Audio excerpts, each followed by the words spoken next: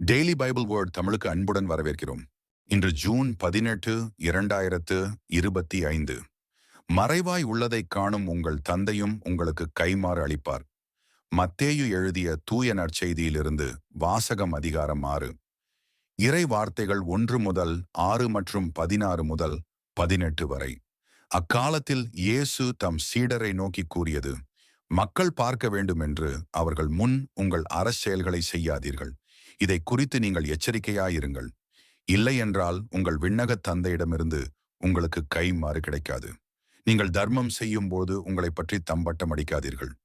வெளிவேடக்காரர் மக்கள் புகழ வேண்டும் என்று தொழுகை கூடங்களிலும் சந்துகளிலும் நின்று அவ்வாறு செய்வர். அவர்கள் தங்களுக்குரிய கைமாறு பெற்றுவிட்டார்கள் என உறுதியாக உங்களுக்கு சொல்கிறேன். நீங்கள் தர்மம் செய்யும் போது உங்கள் வலக்கை செய்வது இடங்கைக்கு தெரியாதிருக்கட்டும். அப்பொழுது நீங்கள் செய்யும் தர்மம் மறைவாயிருக்கும். மறைவாய் உள்ளதை காணும் உங்கள் தந்தையும் உங்களுக்கு கைமாறு அளிப்பார். நீங்கள் இறைவனிடம் வேண்டும் பொழுது வெளிவேடக்காரரைப் போல் இருக்க வேண்டாம். அவர்கள் தொழுகை கூடங்களிலும் வீதியோரங்களிலும் நின்று கொண்டு மக்கள் பார்க்க வேண்டுமென இறைவேண்டல் செய்ய விரும்புகிறார்கள். அவர்கள் தங்களுக்குரிய கைமாறு பெற்றுவிட்டார்கள் என உறுதியாக உங்களுக்கு சொல்கிறேன்.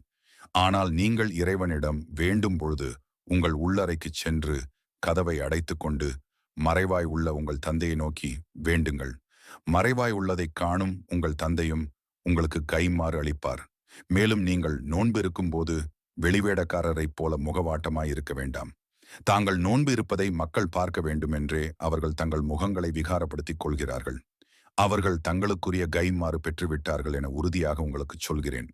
நீங்கள் நோன்பு இருக்கும்போது உங்கள் தலையில் எண்ணெய் தேய்த்து முகத்தை கழுவுங்கள்.